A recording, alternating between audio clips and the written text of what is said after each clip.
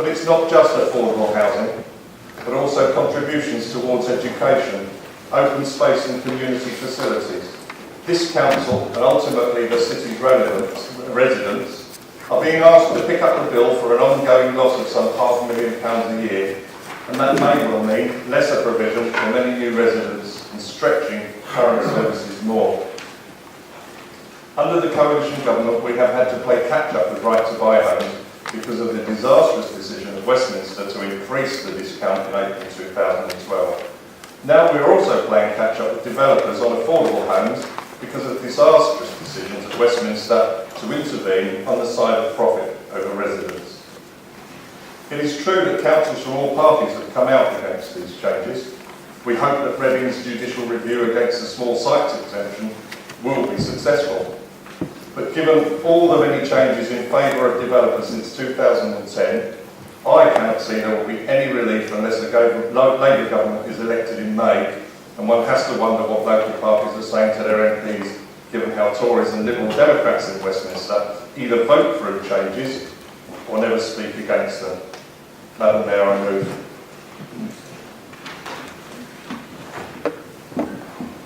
Can I call for a councillor to second the motion? Councillor Baker. Thank you, Madam Mayor. I'll refer to one or two of the specific items in the motion. The small sites exemption, something we had discussed at the planning committee recently, and I know there was a consensus amongst the members of the planning committee that this is going to cause quite a difference and quite a detriment to the way we've been dealing with both planning applications themselves and also the sort of obligation benefits that accrue from them. Figures that were put forward at the planning committee meeting, and only since the ministerial statement concerning the small sites exemption on the 1st of December of last year, we had a list of sites that came to us that would have been, until the 1st of December, expected to pay contributions on various sort of categories, community benefits, planning obligation, to be precise. There were various applications which hadn't actually been sent decision notices, therefore we could not legitimately or probably legally continue to ask for those obligations to be paid, so they were to be brought to committee for our knowledge and our sort of approval that that should be the case.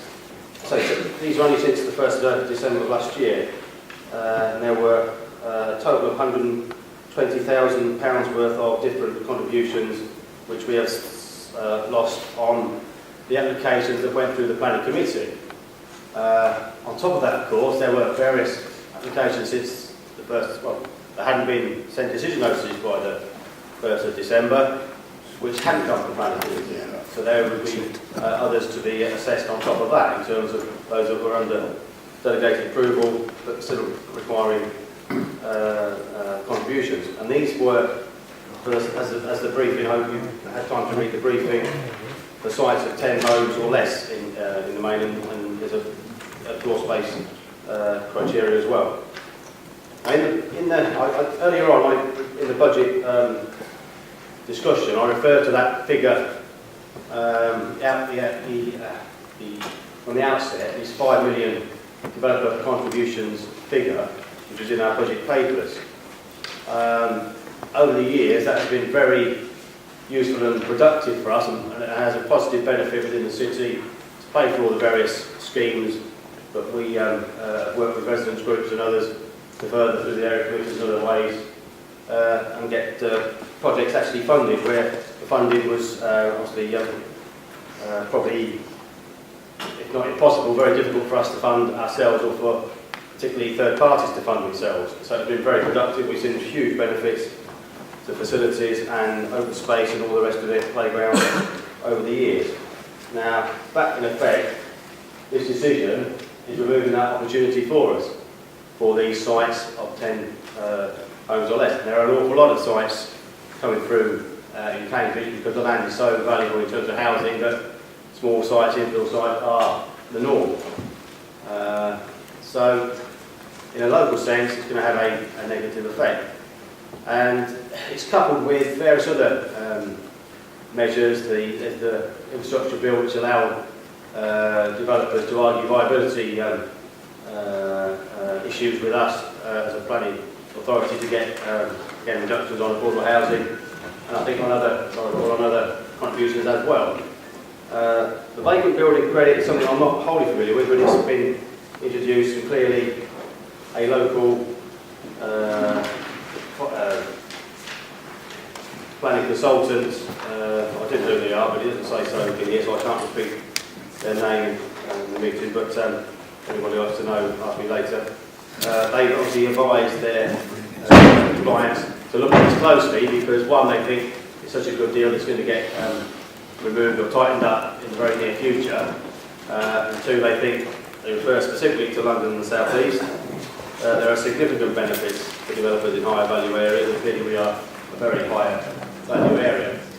And it's these sort of, again, this is getting people up the affordable housing contributions, which we have used, and housing associations of course have used as well over the years to boost the sort of capital they have for their projects. Taking away these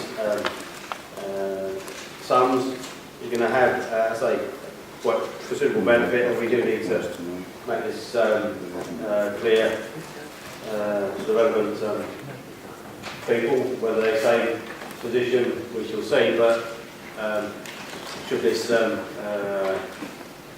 trend continue, then it's going to have a very negative effect, and we do need to make our sort of point, put a line in the sand and say, look, you know, as other councils have done, other councils take it even further, take a judicial review, and I'll point to that in the second chance I get, but it's an issue where I think that is, once you start to understand it, the implications, and clearly the development industry has started to understand it and are rubbing their hands at the implications, we need to be aware and accept that we're going to lose money. So is that right? Apologies. Councillor Smart, Catherine. Thank you very much. Councillor Baker has already mentioned, and Councillor Price knows, that there is not a great dissent in this chamber that this is a most unfortunate, to put it very mildly, decision by the government. When I first got it, I objected, made, and was told, well, it's only guidance. Well, we know what happens with ministerial guidance. If we ignore it, then the developer appeals and prays may ministerial guidance. So the question was, should we have gone to join with other councils that are going to issue a review or use other methods? Because without any doubt, I agree with what both the previous speakers have said, this is a very unfortunate decision which will cost the city a lot. Now, when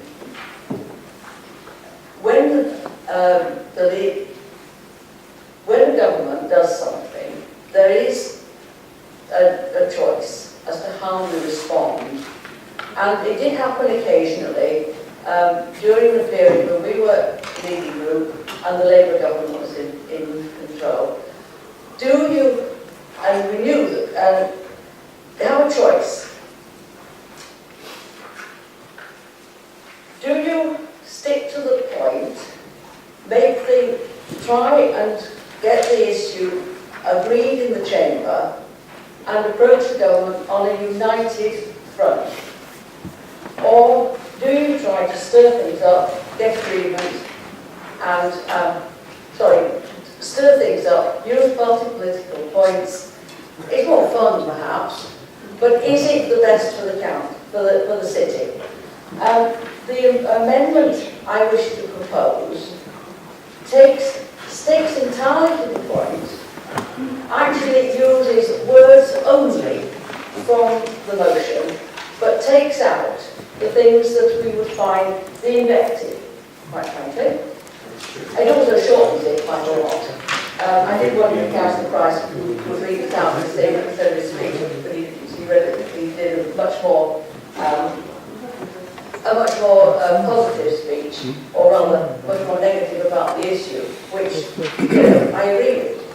The amendment I wish to propose is in your briefing pack on the last page, and I would ask the leading group to accept our agreement on the issue that is, we all agree, is going to damage the city, so that we can, as the last paragraph says, which was your last paragraph, sorry, Madam Mayor, was the original motion, last paragraph, we can work with other councils, we can work through the LTA, we can lend our support to those who are looking at the question of judicial review, and we can work together to try and persuade the government that this was a mistake. They have listened too much to the developers and not enough to the councils of all colours, as this final motion, as this final paragraph says. So I propose this amendment, hoping that we can go forward together to try and deal with this matter, because I agree with Councillor Price and Councillor Blencoe, it is serious. It is serious for the city.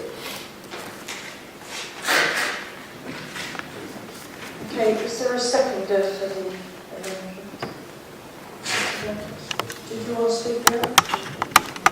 Reserve my right and plenty Is there a debate on the amendment? No, on the amendment. On the Okay. amendment, Yes, yes, Madam Mayor. Yes, sort of pretty much as I expected that you would agree with a large number of the points we're making. The problem is, of course, the bits that you don't want to be lifted are the bits that are critical of the government. And I'm afraid you are linked with the government. And that is the point. Ever since 2010, the Liberal Democrats have stressed their party is now in government and firmly hitched your wagon to the city's Liberal Democrat MP, Julian Hubbard. And he's not shy on speaking in the House of Commons. So I have to ask why he hasn't spoken on this. You know, you cannot sit in this chamber and divorce yourselves from what has happened, what goes on, what the government does. And I accept what you said. I wasn't here when you were in control and we had a Labour government. I'm sure you wouldn't have dreamt of putting any motions forward that might be criticised on a Labour government in order to ensure that the party opposite couldn't or wouldn't vote along with you. I'm not inclined to accept your amendment, largely because our motion has all of it in there. Our motion carries the criticism of the government, and it is partly the criticism of the government that makes this motion.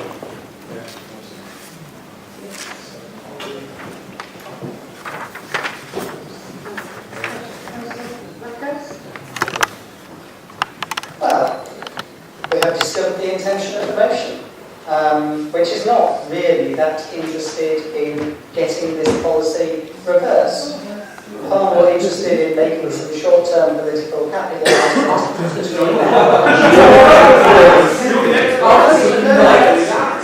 You taught me well. This amendment contains all the substantive language from the motion. As was said, there are two ways of going about a situation where the government has made a mistake. One is to present a united front, to work through the LTA, etc. to get that mistake corrected. That is an option which has been taken in this chamber on some occasions.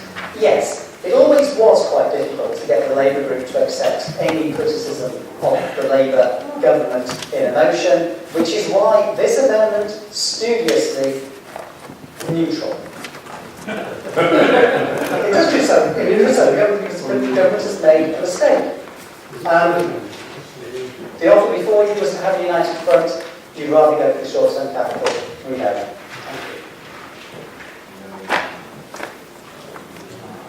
Councillor Blanco. Thank you, Madam Mayor. I know, having heard various people speak at the planning committee meeting, that officers and councillors are happy and would agree with us about the short-sightedness and actually damage that these measures will cause. However, as my colleague says, you can't take the sort of guts out of the motion without losing sight of who it's directed at and what it's all about. And it is about this so-called claim of localism, where actually the policies have come down, actually removing a lot of our local advantage, a lot of our local impetus in terms of what we can do, particularly on the planning side. There is a clear leaning towards the development industry from ministers. They are not, I don't think,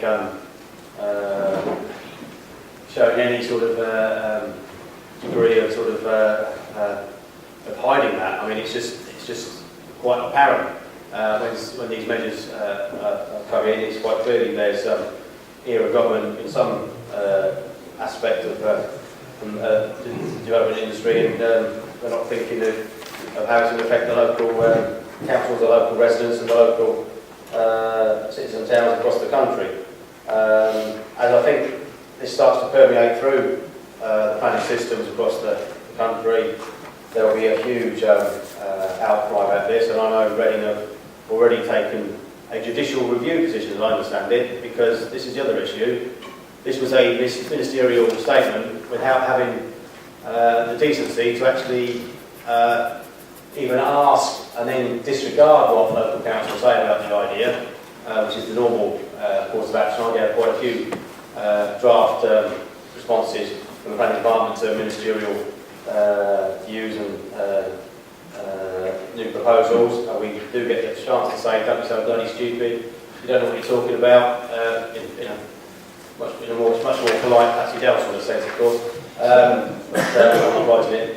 But they are clearly not even prepared to, in this particular case, to actually give us the decency of saying, don't go ahead with it and think of the ramifications. I think that's the basis of the judicial review. It'd be interesting to see if it's picked up properly, because we've had examples ourselves where we've, over the years, made decisions without doing a proper consultation, public consultation, whatever. We've had to go back and do the public consultation properly, which is quite right. And quite rightly, the government can't just sort of impose these things without actually understanding the views of the parties affected. So yes, in the end, this is about making the point to the government, the coalition government. What was the phrase? We will temper the excesses of the Conservatives while we're in government. Sorry, that's not the case here. It's not the case in many other areas of legislation that we've suffered from in the city, and this is a case where I think you do shoot the people who are putting this forward, because they are short-sighted and don't understand how it's going to sort of affect the local situations. Councillor Owens. I'm just going to make two very short points. First is, I don't remember any sentimentality from the opposite side about them presenting a united front to government when it was a Labour government. You are taking exactly the same view as we are now, when you have acts of rank hypocrisy to turn it around now, which is unsurprising coming from the party opposite. The other point I would make is, it's very clear that the upshot of many of these legislative developments, which are wholly unwelcome, do tend towards increasing the profit of developers and housing developers. I'm not going to cast any aspersions, but of course I would have just been wondering if there were any links or any funding links between housing developers and either the Conservative Party or that slightly yellow wing of the Conservative Party known as the Liberal Democrats. I'm wondering if that has any influence on any of these. I'm not saying that they necessarily does, I'm just putting it out there. Thank you. Councillor Bedstead. Thank you, Madam Mayor. I'm not going to support this amendment, but I would say I think this is a breakthrough amendment in some respects. I spent many years sitting on that side of the chamber when my government was, when my party was in government, and when party was in opposition, in a very minority opposition in Parliament, but in the majority here, and we put forward motions, and the Liberal Democrats, because they were in this chamber in the majority, decimated what we had, did delete all after this council, took those motions on. But I think this is a breakthrough amendment, because for the last several years, the Liberal Democrats, when they were in control of this council, tried to because Cambridge being Cambridge, tried to distance themselves from the Liberal Democrats in government, and tried to skate over the fact that maybe the Liberal Democrats in Cambridge were different to the people who sat in Parliament, including Mr Harper sometimes, whose voting record on a number of issues needs to be looked at quite closely. But this is a breakthrough amendment, because by omitting all criticism of the government, at last the Liberal Democrats are accepting that a lot of this mess is their government, that has proved it. Eric Pickles is as much your man in your government as Danny Alexander, unfortunately. And so by taking out all mention and all criticism of the government and trying to hide it in the face. And of course, when you were in control, when you sat over here, you could do this sort of thing. You could steamroll it through and make out that you were very bland and you weren't really good anything behind this. At the end of the day, your party subs are going to support the Tories, and that's what your party have done, and that's why we can't support this. Okay, Councillor Price or Councillor Baker, have got a right to reply?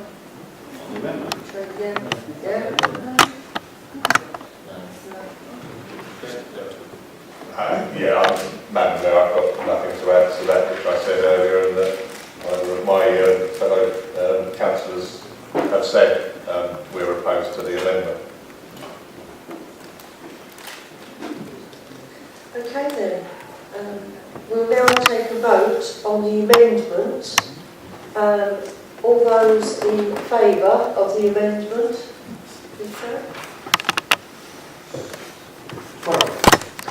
Okay, and all those against?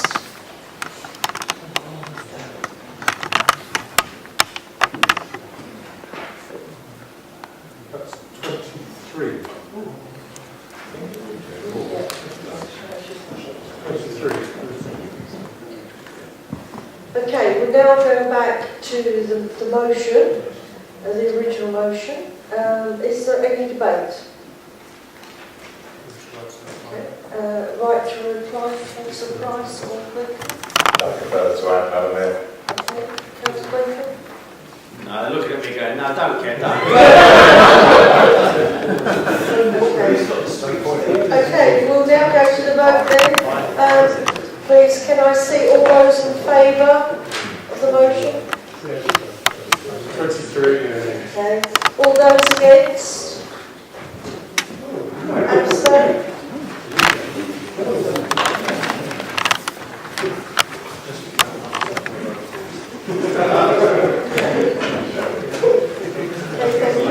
Okay, there's no written questions were received. We move to item 10 on the agenda. Okay, members are asked to note the urgent decisions listed on page 267 of the agenda.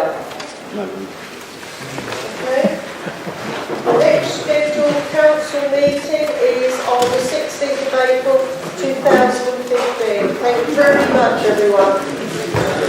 Thank you.